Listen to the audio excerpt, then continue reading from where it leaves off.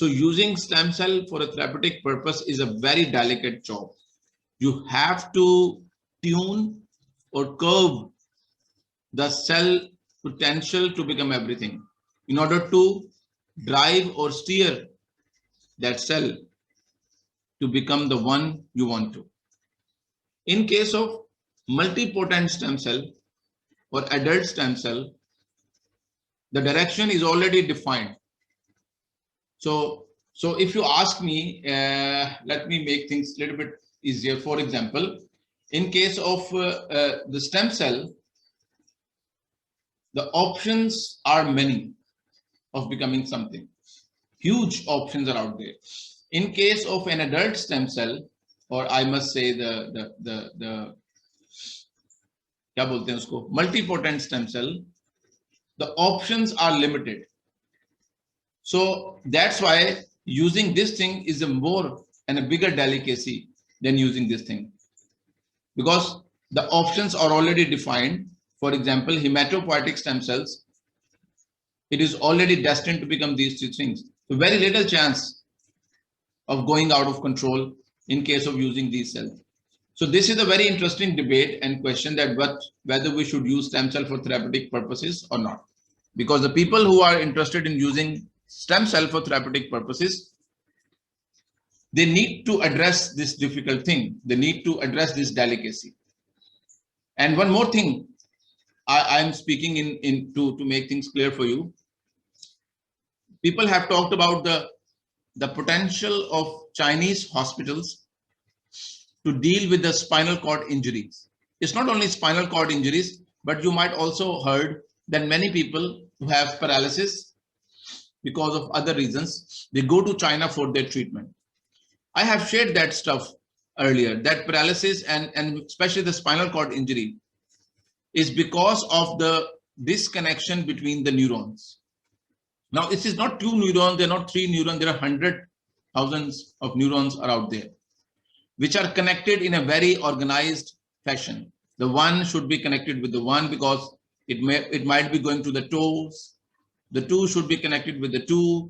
The 3 should be connected with the 3. Now, once the injury is there, the connection is broken. Now, as a researcher, what scientists and you guys needs to do, you have a stem cell. You can get this stem cell by inducing it, induced pluripotent stem cell. If you put that stem cell into that place of injury, plus with the conditions, now you know what is the conditions. The conditions means what those stem cells will become. So conditions of becoming like a neuron. So the stem cell is there injected together with the ingredients of becoming the neuron. So you will theoretically observe that this stem cell is now developing into or transforming itself or differentiating into a neuron. Once it's established a neuron, it will going to connect, it will going to bridge the gap. Now the new stuff, let's suppose, the new neuron is going to connect the gap. This is an ideal situation that it will connect the right things. But there is another option, it might connect these two together. There's another chance that it might connect these two together. So you never know that it will going to connect the right things. Most probably it will connect, but of course to the wrong things together. But the connection will establish the passing on the nerve impulse and trigger the sensation. But that is not the perfect type of thing. The person will not start walking, the person will start getting the senses. And then what happens after that? After a long rehabilitation, the person will learn how to use the new nerve impulses to walk and to move around.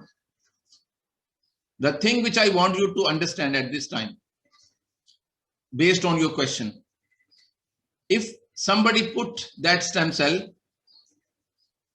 with the condition in the test tube, in the laboratory, now put these two things together before injecting. Before injection, remember, please understand, before injection, if you put the stem cells and the conditions together before injection, that conditions allow the stem cells to start the process of differentiation. It means the process of commitment is initiated, and then you injected this thing into the place of injury. Now now this route is different than the earlier. In the first route, the chance of becoming other cells is huge, and the stem cell might ended up in some other type of cell, and that can create a chaos over there. Even the cancer, it can cause the cancer. In case of this type of situation, the second mode of work, when the stem cells are mixed with the conditions in the laboratory and you push the stem cells to make a commitment to become a neuron and then inject that thing in the site of injury, that will be a much safer option.